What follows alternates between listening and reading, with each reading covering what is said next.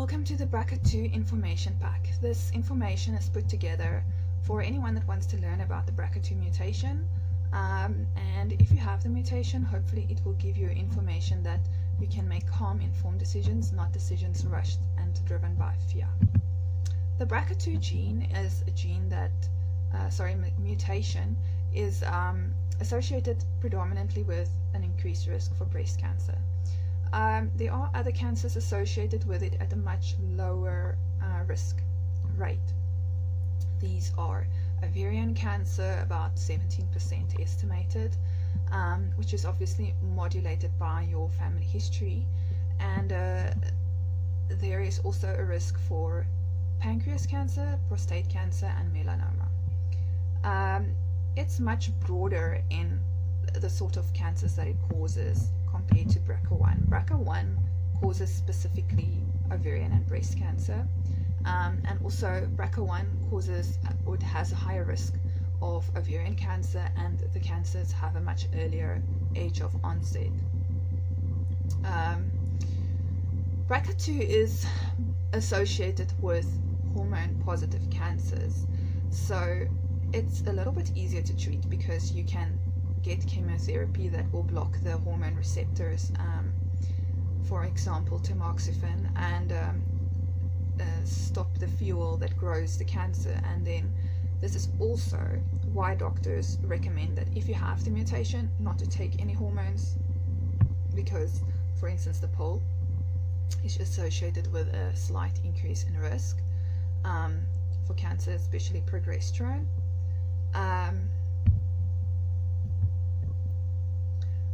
And BRCA1 is more associated with negative, hormone negative tumors that can be a little bit harder to treat.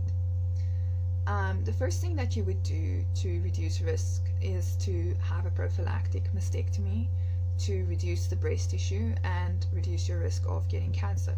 So some doctors, especially surgeons, some of them have told me actually the first thing you should do is to take out the ovaries. However, I don't quite agree with that because not because of childbearing or child rearing, but because of the ovaries do a lot of good things for the other tissues in the body. It's not estrogen is not a bad thing. It is just that it can be carcinogenic at high levels on the breast tissue and the ovaries, but yeah, I think don't rush with the ovaries, and I will explain that a bit more later. So the appropriate action to do is to start with a mastectomy. That's going to give you the greatest risk reduction. So if you're not ready for a mastectomy, you can start with screening. There are studies that show that regular mammograms, that radiation can increase the risk of breast cancers in BRCA mutation.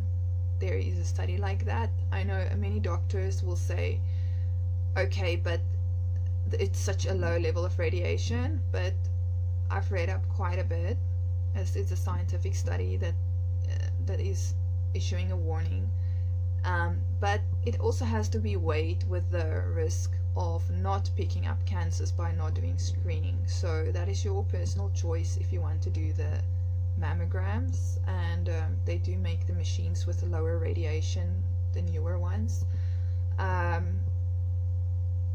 Personally, I wouldn't do them. That's my decision. The sonars,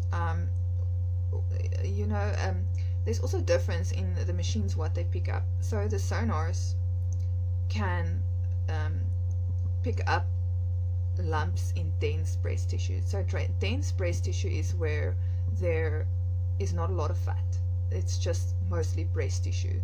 So when you're going to do a mammogram, it's just going to look white, all of it, and you are not going to see the lump.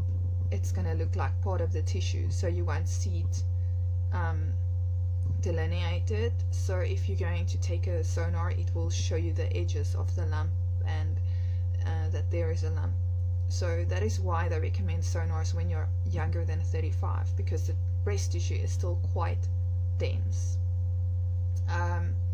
And there is also a slightly higher risk of breast cancer if you have dense breast tissue. However, this is just information to consider and not something to scare you. As long as you do your screenings and you do your preventative surgeries, you should be fine.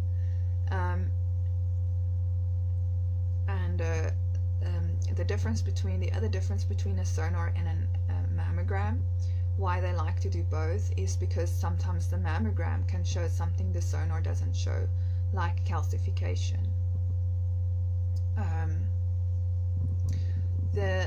What's typically recommended for BRCA, someone with a BRCA mutation, instead of a mammogram, is normally an MRI, because it picks up lumps earlier. However, be warned that MRIs are more prone to false positives. I've had a false positive, which is like a doctor telling you there is something and it's got a moderate, it looks suspicious to an extent. So now you get a cancer scare, and they can maybe not find it on the sonar because the MRI gave a false positive.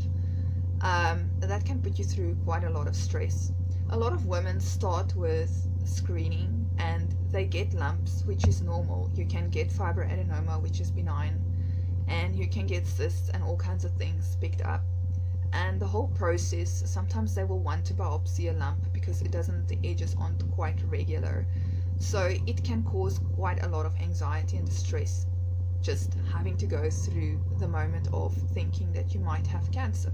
So that is why a lot of women, after doing screening for a few years, decide that, okay, this is enough, and they are going to just do the operation.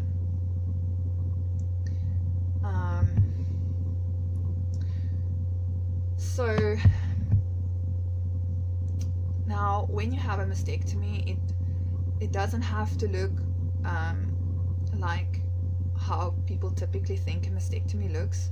You can have a reconstruction at the same time, and it can look like a normal breast, or as close to what a normal breast looked like. You will have scars though.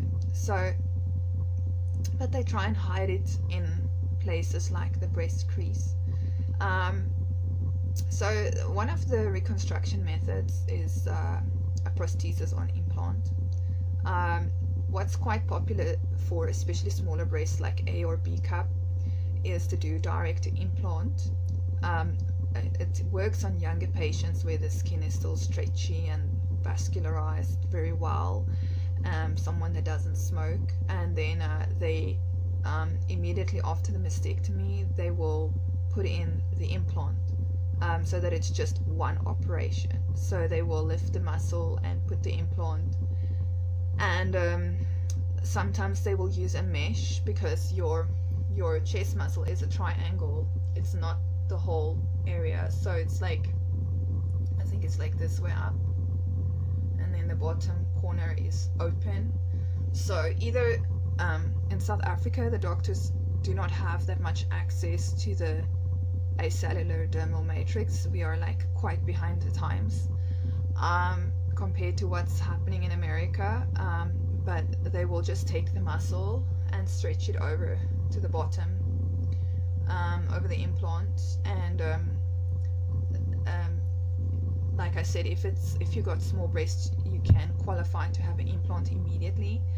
But if you have bigger breasts, they will sometimes first do a breast reduction and lift, or they will start with expanders. There's also another condition: if you want to have a bigger size breast after the mastectomy, they will have to put in expanders, which is like a deflated, it's like a deflated implant, and they blow it up slowly, they expand it slowly with saline. After about 2 weeks of recovery, you'll go in, and every week they'll just put 50 cc or a little bit of saline to slowly blow it up. As they blow it up, it will stretch the muscle and the skin and create a pocket for the implant. I think they call it a step. The actual pocket will also hold the implant in place, because there is a small risk that the implant can move under the armpit, like not stay where it's supposed to. So when they do the expanders, the one reason will be to slowly stretch the skin so that the skin doesn't get overstretched and die. The other reason is that they need to create a pocket for your implants, the shape of a breast, and by having it etched in like that, this is what one plastic surgeon told me, then the implant is more likely to stay there than in that position than to just move. I'm not sure, but I think if they use the mesh, perhaps that can also help keep the implant in place. I know it can help against bottoming out, which is when the implant is not staying up there where it needs to, and it sort of falls lower than what a normal breast would hang at. So I'm not a doctor, I'm just trying to understand it. So I just think that the best results are probably achieved with smaller breasts. That's what I'm thinking, because the bigger your implants go, the heavier they go, the more they want to go down. They need to be carried, and then if you don't have the sling or the acellular dermal matrix, which is like a cadaver skin where all the cells are removed, or a dermal matrix, which is a synthetic mesh, sorry, I think it's just a synthetic mesh, those things can just help carry the implant and keep everything in place. I also wonder, maybe it can protect the implant from coming through the skin, because this is one of the complications that happens with thin skin. I have quite thin skin, is that the implant can come through the skin, and that actually means the skin then dies and it can leave an ugly scar. So there are some reservations, because there are some studies that show some women, not the majority, the minority, have a bad reaction to the mesh or the acellular dermal matrix, and then it's quite difficult to remove it, because it's very, very thin, so it becomes a part of your skin, from what I understand. So if it does give complications, you can literally not remove it. But I don't mean to scare you. This is just a very, very, very, very, very low risk, and I think it's just certain brands of mesh or acellular dermal matrix that they found do this. Okay, so like I said, the other thing is they can do where they put the expander and they make the pocket, and then they put the implant. After they put the implant, typically because there's just skin and there's no breast tissue or intermediary between the skin and the implant, you can see the outlines of the implants, and it can feel very cold. So what the doctors do is they normally round it off by doing fat grafting. So that fat grafting is a very little bit of fat that they put in everywhere, just a little everywhere, and it's just, if there's a little gap or something, maybe not a cleavage, or like at the top of the implants it can look like a step. This is what one doctor said. It just gives a softer look. Okay, and the implants that they use, there are different implants. So they can use silicone, which is like gel, or they can use it. That's quite I think it's quite a lot firmer than the saline. Saline is like water, salt water, but the the gel implants, they say it feels more like a breast. I think the doctors like it more because it's sort of, the shape is already there, and it's not gonna ripple that much. Rippling is another side effect of having a mastectomy if your skin is thin, which it will probably be, and then there's not like the tissue underneath the skin to support it from wrinkling.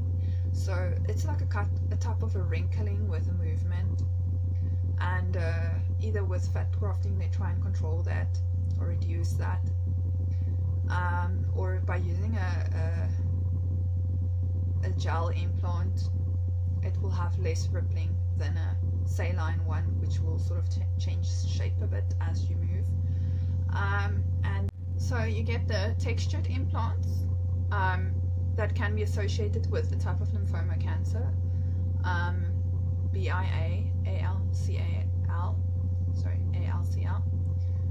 It's very rare, and there are symptoms that go with it. You would do an MRI once you have implants, and it will, you will pick it up by having, there will be fluid around the implant, or maybe a lump, and it's a very, very rare occurrence, and that's why the doctors don't use texture that much anymore. The anatomical implants, they are textured. Anatomical is like the shape of a breast, not round and smooth like typical implants, and they have that texture to keep them in place, because it's not a round implant, so if it moves or shifts, it's not going to look right. So I think that is used less often nowadays. So okay, and then that's implants. Then there's also flaps. You get the DIEP or DIEP, I'm not sure how you say it, it's DIEP, the SGAP flap, and there's even the ones for the lats. So the DIEP one is where they do like a tummy tuck, and they basically take that tissue of the tummy tuck and they use it to make breasts. They put it on your skin and they shape it in a way of a breast, and then you end up with a scar hip to hip like a tummy tuck. The SGAP flap, I think, is on the inside of your thighs. At the top, they just use those tissues as well, and they try and hide the scar in the sort of the crease of the leg. And then the lat flap is at the back. It's your muscle in your back. It's at the top.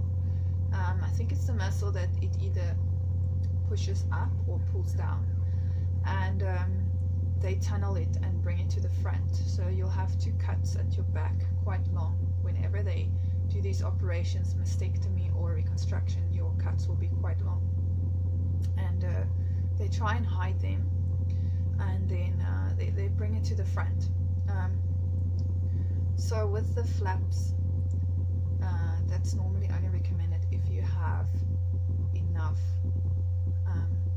fat, otherwise they will still have to put an implant underneath. And I don't know that much about it because I don't qualify for it, so I didn't read up that much on it.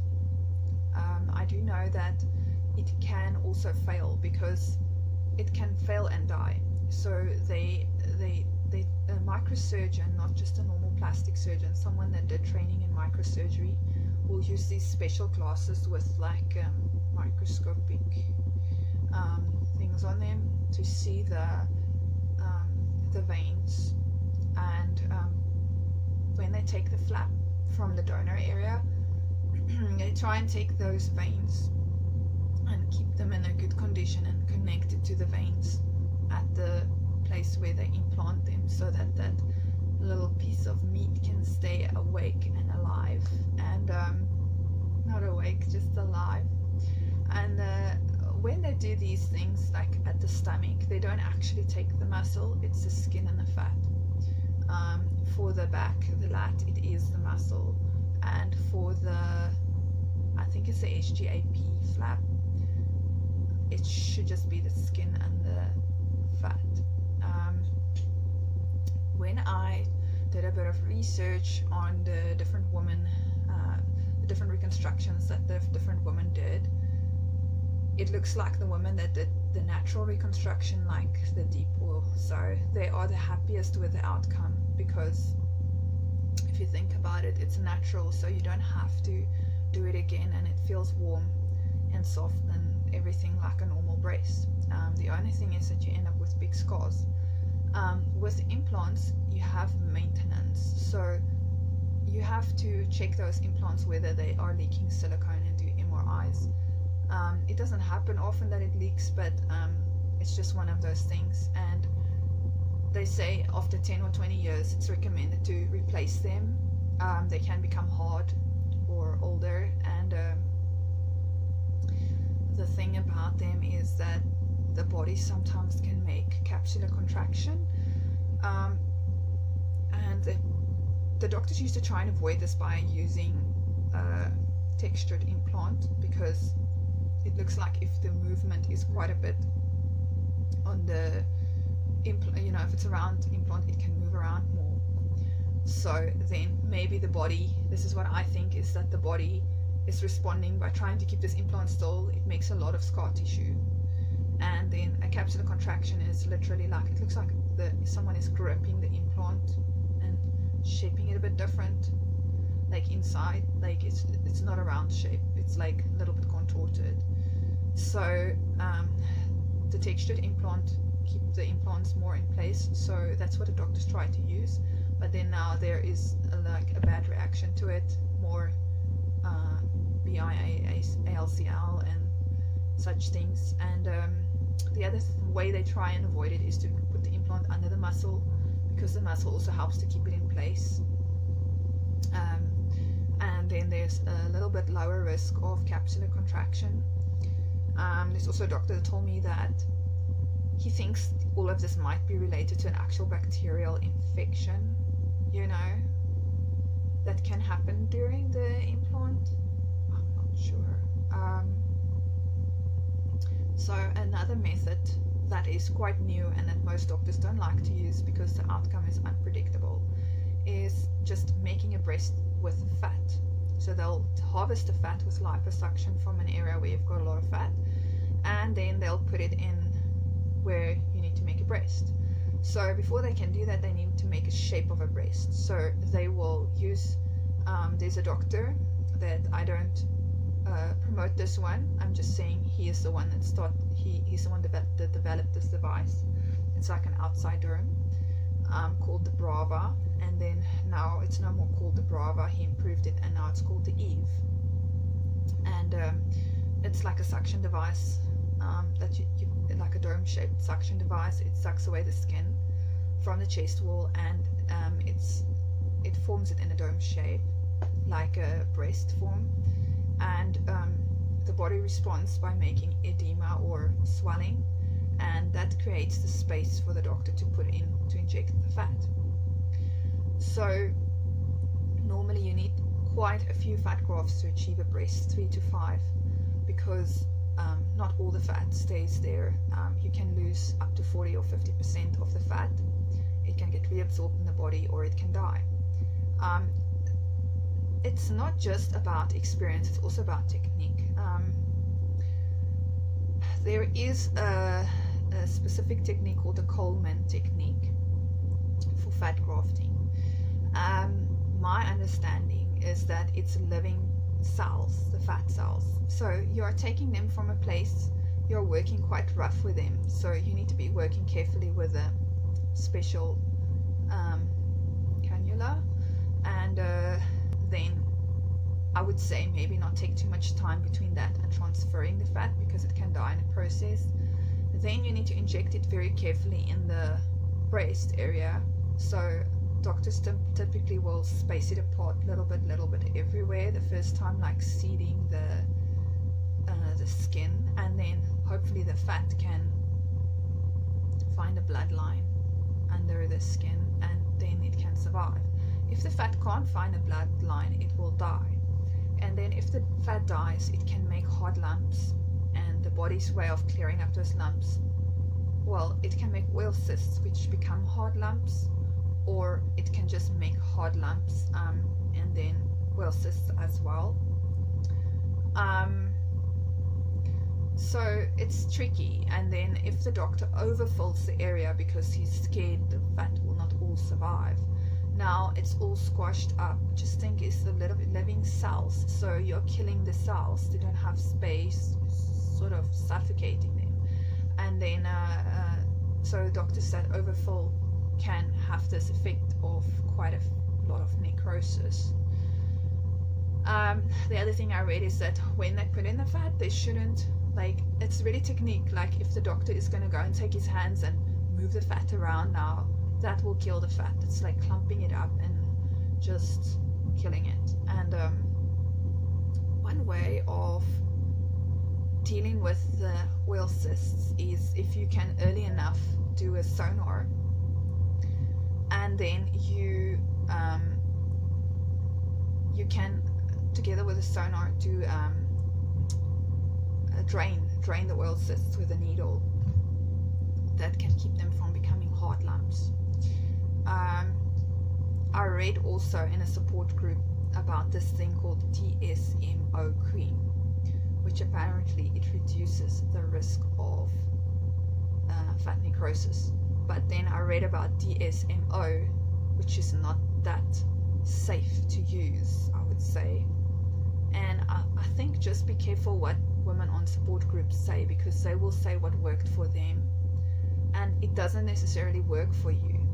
Especially with fat grafting, it's really unpredictable. Some women have great results, and some women did everything right, you know, like they don't exercise too much afterwards, they don't lie on the areas, and it just didn't work, you know, and then they sit with a bunch of hard lumps. And another complaint is that it's hard, I think, to do liposuction evenly, so you can end up with lumps, lumpy kind of, if your stomach was smooth, it can be lumpy, you know, afterwards.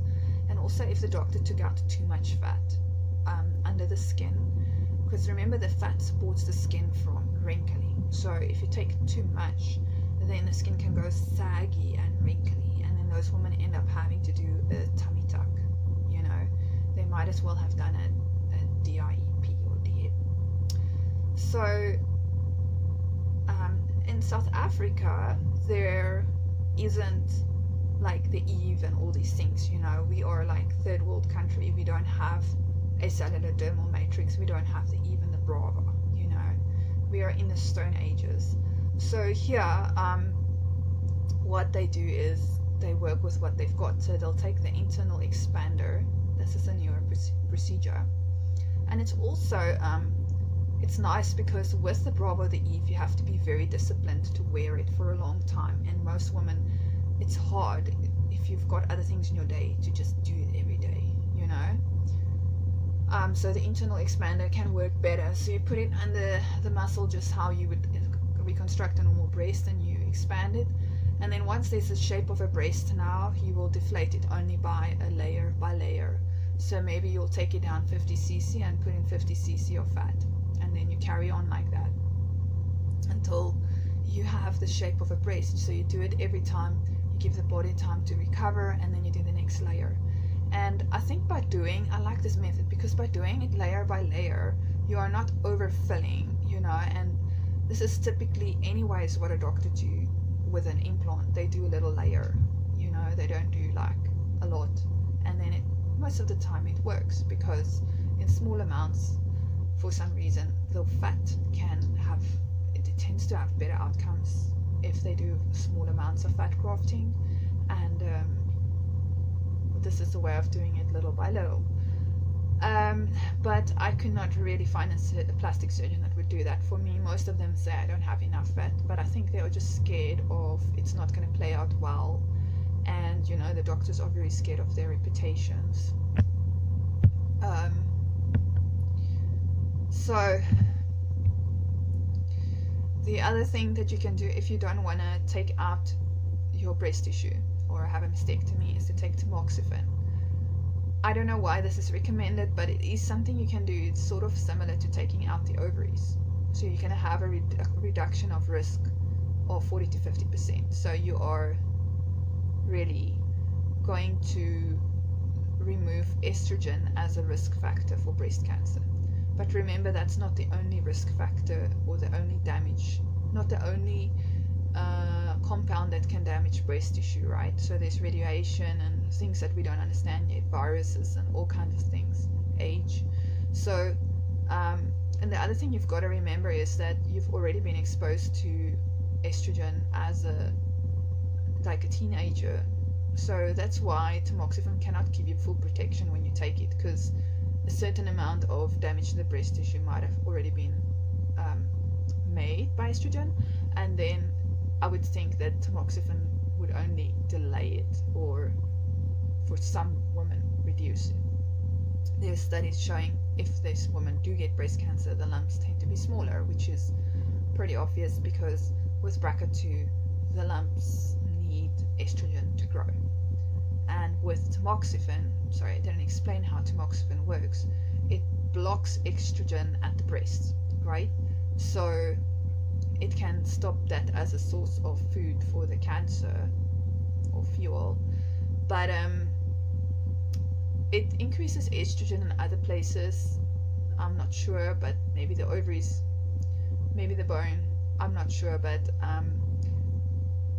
it also can induce menopause symptoms, insomnia, sweating, hot flashes, and the other thing is, my mom used tamoxifen for years and she's got osteoporosis. So I believe it causes osteoporosis, even though some studies say it can protect against it. I'm not sure about that.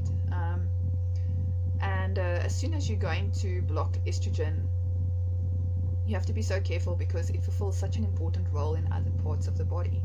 For instance, the brain, low estrogen is linked to dementia and earlier aging of the skin, and the veins. It causes atherosclerosis, and that's related to dementia and heart disease. So in my opinion, it's really not worth it to take it. There's also an added risk for uterine cancer, which is I used tamoxifen for a week and then I developed a fibroid. I never had a fibroid before, and doctors like to play off the risk as it's just such a small risk, which it is. But if you go and look at case studies, it doesn't seem that small. It seems like quite a few women have problems with the uterine building up, the lining building up when they take the tamoxifen, because now it increases the estrogen in that area, so now you have more of that, and you have more tamoxifen, you have more estrogen at your uterus, and it's out of balance with the progesterone that would normally protect it. Okay, ovarian risk reduction. There's a few other things that you can do, for ovarian cancer now. There is a risk for ovarian cancer with BRCA2. It's very low, I think it's only 17%, but the doctors all recommend that you take out the ovaries because it's so hard to pick up the cancer early, and therefore it's a little bit more dangerous. But there are screening methods. There's a CA-125 blood test. It's for a tumor marker. They say that the tumor marker test only picks up cancer at a later stage, but if you take this as a baseline, then every year you can compare for changes, and that's how you can pick up things earlier. Also, you can do an ultrasound, vaginal ultrasound, and even though they say it also doesn't necessarily pick it up early, it can pick up cysts and things on your ovaries very often.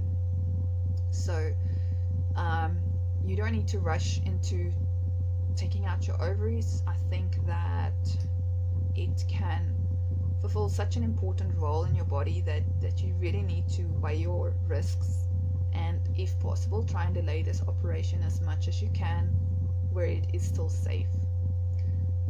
Also bear in mind that the onset of this cancer is much later in life, so it allows you to wait until menopause when you are in natural menopause. Then there are studies that show there's a risk of early death if you remove the ovaries early. Not to scare you, but this is now, especially I think women that don't use HRT, hormone treatment, replacement therapy, sorry. And then there are studies that show if you can remove the tubes first, you don't have to take out the ovaries just yet, because there's evidence that show that the ovarian cancer starts in the tubes. But if you take out the tubes, there's also studies that show about 1/3 of the ovaries die after that, or 30%. Therefore, if you do take out the tubes, you should test your hormone levels. You can also take the mini pill. It can reduce your risk by up to 50%. I think take that after you had the mastectomy, because once again, the mini pill, which is progesterone, can increase your risk for breast cancer, but it's safe to take it after you had your mastectomy. It's also safe to take hormone replacement therapy after you had the mastectomy. So therefore, I think you should do the mastectomy first, because if you take out the ovaries, you will not just be able to take hormone replacement therapy when you still have breast tissue. It's more risky. Okay, there are effects of removing ovaries early. It can cause a lot of side effects, very serious ones. That's why you shouldn't just rush into this decision and just do things out of fear. And not all of these effects can be combated with hormone replacement therapy. They don't fully understand yet some of these side effects, what is the reason why they are caused. So some of them are severe atherosclerosis, related heart disease and dementia, osteoporosis, Parkinsonism, joint problems, glaucoma, and Alzheimer's. So atherosclerosis, heart disease, dementia, osteoporosis, those ones can be controlled with using estrogen, but Parkinsonism, joint problems, glaucoma, Alzheimer's are not, those risks are not reduced. Okay, so I'm covering my face because I have a breakout. So I stopped at what happens if you take out the ovaries. I'm very much against taking them out early. Sorry, because in my experience, I had a really bad experience within less than a year, that I already have thinning skin and thinning hair balding, falling out, and bruising. It affects your circulatory system. Even though I'm using the estrogen patch, it doesn't match up with the research out there that says, well, statistically, if you take estrogen, it's going to keep your skin thicker, it's going to prevent osteoporosis, it's going to combat most of these things. It doesn't actually line up with me. I'm using estrogen, and I'm not the only person. There are other people in my support group, quite a few of them, that they have hands that start looking like an old person's hands. The skin becomes loose and wrinkly, even though you can use your moisturizers and estrogen. Like, I've used estrogen cream right on the skin where it does that, and for some reason it's not working. So HRT doesn't, I would say it doesn't really work for everyone. I don't have hot flashes, let's say, yet, and I don't have joint problems. So in that regard, maybe the HRT is working. But I have, if the estrogen gets low, I do get anxiety. My skin is going thinner everywhere on my body, and it's a horrible experience to age so fast. and you've got no control over it. You're trying everything using all the HRT, progesterone, testosterone. It just doesn't seem to work for everyone, and there are too many people that it doesn't work for, that I have to wonder, how do they do their studies? Because it's not just case studies anymore, the amount of people it happens to, so I have to wonder about the statistics. I don't like statistical research because it doesn't give you a proper full picture. It never mentions the creepy skin and the hair thinning and the things like that, I don't know, it doesn't show me the full picture, and you have to wonder, why doesn't it mention that? Because so many people in my support group have this problem. Okay, so let's just get back to the slides. Okay, if you have your ovaries removed early, you reduce your risk of specifically ovarian cancer, but there's an increased risk of other broader cancers and heart disease and dementia, those sort of things that can also cause earlier death. You're going to spend thousands on blood tests. You'll have to find an integrative or functional doctor to try and mimic the correct dose that your body needs, which is really impossible. They also go by, they get brushed off by the normal doctors that it's quackery, but it's not. It's okay to check the blood levels, because you have to check. There is actually a typical blood level that people that take HRT are on, a minimum to get an effect of a protection against osteoporosis, and there is a level that it can be too high. So I think it's okay to check the blood level, but there isn't a specific level for everyone. There isn't like because the normal cycle goes up and down, so it varies for different people. The estrogen they would go up to and down to, and it varies by age as well. So there isn't a specific chart that they can go by and say, okay, well, you're going to take this amount of estrogen and then we're going to get to this level. They work in a broad range of, at least it should be this level and above, and then on your symptoms, that basically until your symptoms are treated. And it's very complicated. I don't understand all of it, but there is this thing like estrogen dominance. So if you're just going to take a lot of estrogen, like what I'm trying to do is, okay, now my veins are weak, the skin is thinning everywhere, and I get blood, what do you call it, bruises very easy and very badly, and my skin is thinning, my hair is thinning and falling out.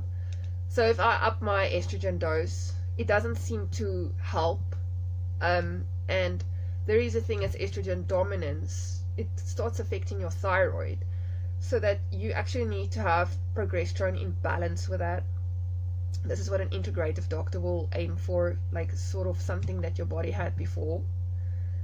And then I don't understand why the normal GPs and these ones will say, okay, well, if you don't have a uterus, then you just need estrogen, because there are estrogen dominant symptoms. It's been shown to affect your thyroid hormones and that. So it's weird to me that the general Western doctors will brush off the integrative doctors kind of viewpoint, because that also seems to me like it is science, that's just getting disregarded. So the other thing I would say is, they say, okay, well, if you don't have a uterus, you don't need progesterone and estrogen together has a slightly higher risk of breast cancer compared to estrogen alone. It's a very small difference. I would say no, keep your uterus, because it does a lot of other things. There's been studies that showed women that have the uterus removed have memory problems that women that kept the uterus do not have. So it's related to your nerves. And the other thing is, it really affects this pelvic strength that you've got there. So if you're going to take out your uterus, what I've got is, if I sit down, you get like a little pooch, because where the ligaments are of the uterus, it actually kept your shape by, you know, the back going in a curve, not straight. When your uterus is out, it will go more straight. It will have less shape like this because the ligaments got severed. So those ligaments actually keep a lot of things in your body in place, you know. And the other thing is, even your bladder and all those things, I don't care, the doctors say it's a very small organ, you know, it's not going to cause that much shifting, but it does. And I mean, your bladder is probably also small. A lot of organs are small, so it's a major thing actually. And then there is a risk of later bladder prolapse and all these things happening. So I think there's so many things to watch out for. First of all, I wouldn't just go take out your ovaries. I would try the blood test, the CA125, together with a screening. And I think by having a baseline and monitoring that, changes can be picked up. It's just sometimes difficult that you do pick up a change, but you can still not see the tumor necessarily. But the other thing I would try is the mini-pole, the progesterone, or the taking out the tubes, and really not rushing. I mean, if you're a BRCA2, it's a very low risk, you know, and I don't know, is it worth it to now age in other ways and die in another way? You know, that sounds a bit harsh for some people, but this is what a doctor told me. Then you just die in another way because you have elevated risk for other cancers now. And you know, so then you die of heart disease. So that's what happens if you take out your ovaries too early. And I had all this information in front of me, but I was a bit misguided because statistically they said it's okay, you just take estrogen, you're fine. And you know, Angelina Jolie, she goes around just, I think it's very dangerous of her to have just told people of a surgery and not the after effects. You know, like, it sounded almost like I did it, so I'm fine. Like, that's how I looked at her, like, okay, so she's fine, she did it. And that's a very kind of limited view. Like, she should have done, rather than like what I'm doing and what the support groups are doing, which is to actually carry you through and show you that, listen, now there's this problem and that problem, really think about it, don't rush it, you know. It costs money to monitor your health after this. You have to do a bone density scan. I haven't done one yet because of how exorbitant it is. It's not covered by medical aid, a lot of these tests, because once again, Western medicine don't want to go into testing all these things. I don't know what is it, but it's such a short-sighted view for me. But you can go to the gynecologist or the doctor.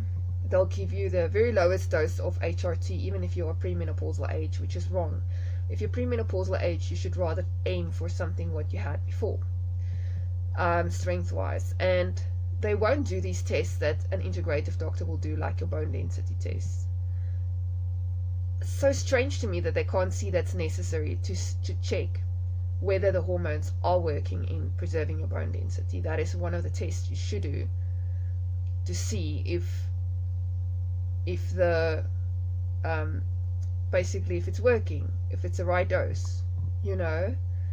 And the GP will just, or the gynecologist will just go for the lowest dose, and statistically it should be fine, you know. And I just don't agree with that view.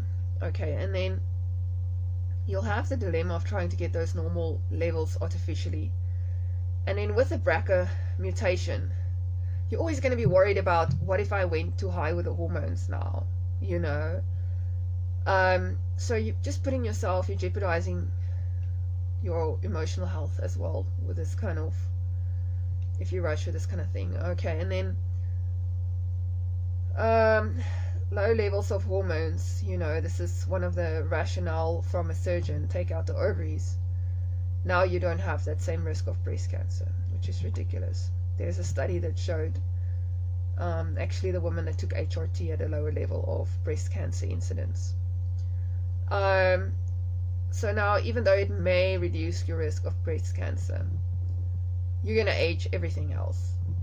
You know, your heart, your brain, everything that other organs like your lungs has been proven that estrogen protects the lungs against lung cancer.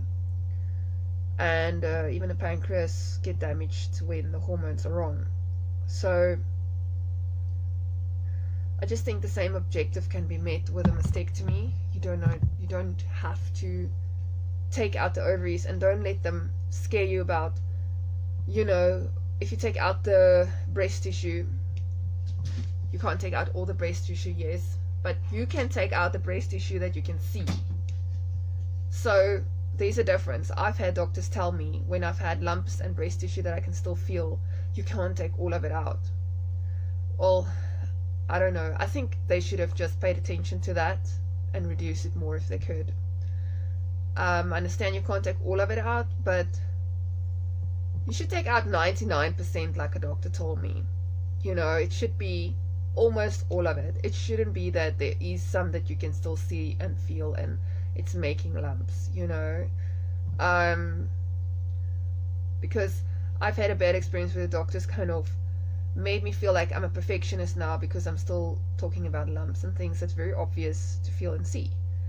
But I just think get the best mastectomy that you can, and then don't let people worry you about they couldn't take out everything, you know. Just the doctor should do the best one that they can, and most people that had mastectomies do not have recurrences because of that. You know, you can't think about 1% of breast tissue that stay behind. That 1%, as long as it's not breast tissue that you can literally see and feel, then it must come out, you know. But if it's like microscopic cells, obviously, you know, you can't control all of it, but you can't focus on it too much either.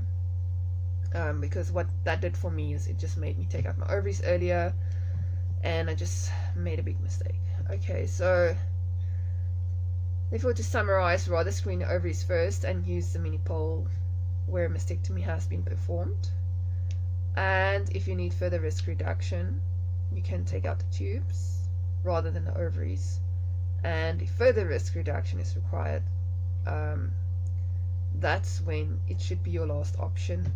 And obviously you need to weigh it with your family risk and your age.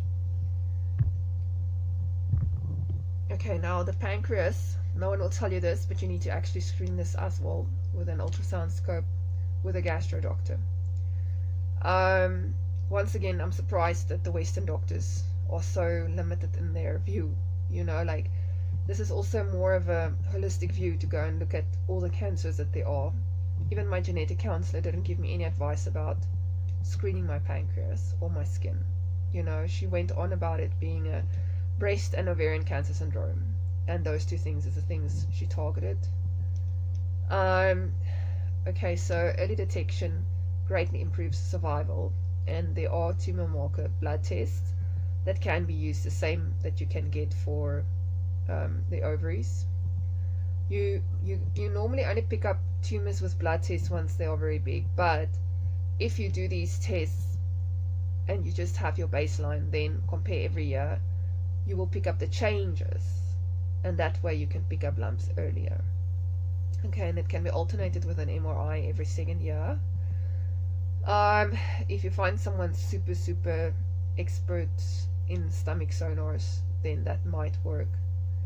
But I would say before the ultrasound, the endoscope ultrasound came out, the people that did sonars and had to use that for the pancreas might have actually had to train better and be more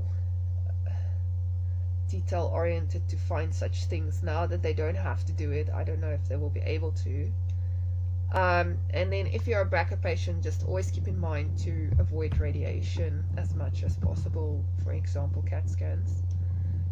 You also need to screen your skin if you're BRCA2, and again, no one will really tell you if you live in South Africa. I didn't get any advice. I had to read up about this, that okay, well, there's melanoma as well. You have to try and stay out of the sun, use sunscreen, protective clothing, mole mapping with a dermatologist. They'll just check then. Again, it's like a baseline of the moles, and then checking whether they change every year. And just if you had a bad sunburn and you've got some funny areas, get it checked out, have a chemical peel, and start over, stay out of the sun after that. Because chemical peels are how they sometimes treat, how do you say, mild skin cancers as well sometimes. So in a summary, BRCA2 is mostly a breast cancer gene due to the high risk in breast cancer. I wouldn't go extreme with surgery, and if you do decide on mastectomy, then I would do that before all of the other things, and you need to really weigh the risk of early ovarian removal with early aging, and consider using other methods to delay this operation, like the mini pill tube removal, and ultimately they'll have you remove your ovaries because they say it's the gold standard. I do understand there are some people that it happens to them, even though they're BRCA2 and it's a low risk, but I think everything should be balanced when you go and make decisions. Don't just make it to cut out one cancer and then now you, at what cost, and support before doing any operation. I think it's important to do some counseling to make sure you fully understand the consequences. Research your doctors, plastic surgeons. Before doing a mastectomy, make sure you fully understand how they are going to do it, what you're going to look like, because they don't always explain. They talk about this and this cut. My first consults, I was a little bit confused about what are they going to do, and how is it going to look. And then I read up myself. I actually want to guard against that, reading up too much, what it did for me, and researching too much. It kind of confused me. I think if you have a lot of time, you're very young, it's fine. Then you've got time to go and sit with that information and chew on it and kind of get to your own conclusion. But if you don't have a lot of time, it's going to really make you confused, and maybe not relent enough control to the doctor to just do their job. And okay, you should also know there are natural alternatives for breast reconstruction. To go to make microsurgeons that do flaps if you have enough extra weight. Why I say that is because, again, if you go to the doctors, they're going to tell you implants. Those ones are the quickest, most predictable, shortest. It seems the simplest. But if it doesn't work for you and your body rejects it, if you some people just don't like it afterwards. In South Africa, you're only going to get one surgery, so you need to be sure what you want to do. And like in another country, you can maybe go and change, but you have to try and think about, it's really not nice to do these surgeries, and all the time you have to take off work. But if you're gonna,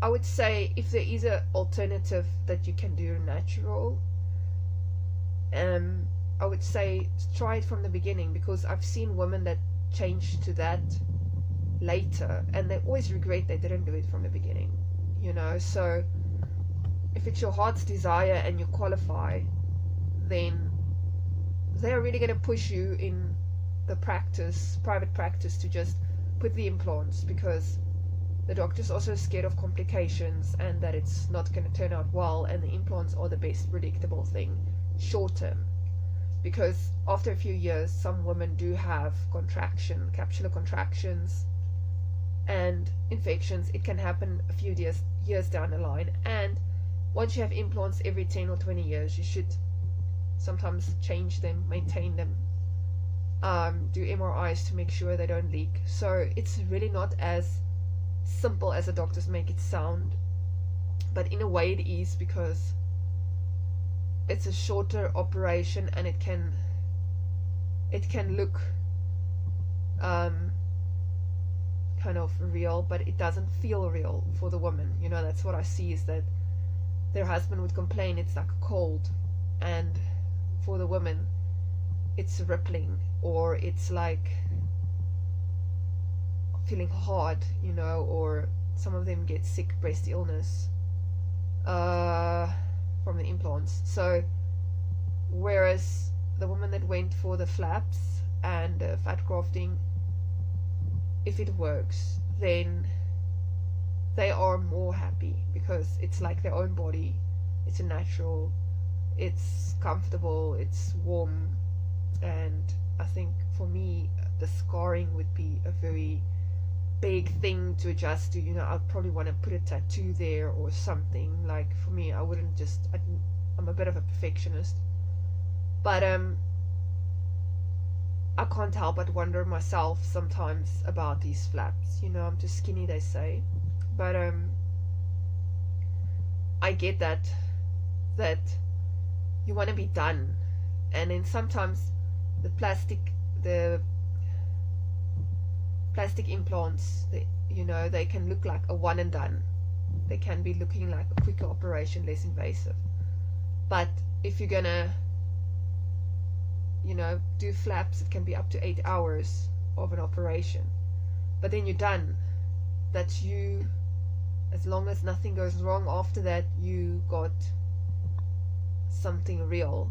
And then I've got to say a few complaints about the dip is it can fail, you know, the flaps. If it doesn't turn out well, it turns out really bad. You know, if the doctor is not good at it or made a mistake, he could have injured the nerves permanently. And I've seen 1 or 2 women that said they regret it for their whole life, and you know, they got pain for their whole life now. So every operation has that risk of it turning out terribly. But I would say most of the women are happy with it, with their outcomes. And then one of the complaints is because your belly button, they keep it, they just cut it out and then they move it back. They take out the tissue under the belly button, and then they pull down the skin, and you got internal stitches. And then they take that belly button and they move it back up. So, like, what I've seen about that is a lot of women will say the belly button is not where it needs to be, where it was. It's in a different place, higher up or lower down than they feel it needs to be, and they don't have that feeling in the belly button anymore. So that's one of the things, like, it will never be perfect again. It's a very big thing for me to wrap my head around, that it's not going to be like before, you know. It's not going to be terrible, but it's going to be something totally different. And okay, so there's support groups. Before doing any operation, I would join several of the groups on Facebook to get to know the process, talk to people about your concerns with other BRCA patients, and basically that will give you quite a good idea about what to expect. And you know, I'll put this up as well in the video. So the Facebook support groups that I've got here is Surgical Menopause Group, so Meno Group, Connection Group, BRCA Genetic Sisters Support Group, Prophylactic Mastectomy, Double Mastectomy Support and Discussion Group, Deep Flap Support Group, Deep Sea Journey, Breast Reconstruction After Mastectomy, Understanding BRCA, Flat and Fabulous, Fat Transfer Only After Mastectomy or Lumpectomy, and BIA, ALCL, Patients and Doctors. Okay, I think I've mentioned some of these. I'll just go over it quickly again. Other side effects of ovary removal, and the loss of hormones can be saggy, creepy skin, making you look older earlier, osteopenia, alopecia, which is early balding. I've got a little bit of, you can't see that much, but I can see the difference from what it was. Blackheads at your chin because the testosterone imbalance, anxiety and depression due to low estrogen, a lack of lack of quality of sleep due to the lack of progesterone, lack of muscle strength due to low testosterone, lack of sex drive and mood due to lack of testosterone, painful intercourse and thinning vaginal walls due to low estrogen. For this you can use estrogen cream, which is recommended to take it from the beginning. Don't take these things once you got the problem. Try and prevent the problem. Memory problems due to low estrogen, risk of diabetes and cholesterol due to low estrogen. Pancreatic cells can get damaged due to low estrogen, causing diabetes. Triglycerides go up with low estrogen, and this is linked to blood pressure, atherosclerosis, and resultant heart disease and dementia. Risk of pancreas cancer is increased with the use of antacids and Nexium, as well as with smoking, so avoid this. Just so you know, Nexium can also cause, it's very strongly linked to dementia, and it's just a very bad medicine to use. It's very bad for your kidneys. It's just amazing what doctors can prescribe so easily. A plant-based diet is associated with a lower cancer risk, so change your lifestyle, do some exercise, drink water, get enough sleep, don't smoke or drink, and get enough vitamin D and K2. Doctors are very quick to say vitamin D, and for some reason they miss the part of K2. Vitamin K2 has been shown more involved with modulating that risk of cancer. If you are going ahead with the operation, you should consider keeping your uterus. It keeps a structure, it prevents the bladder from prolapsing, and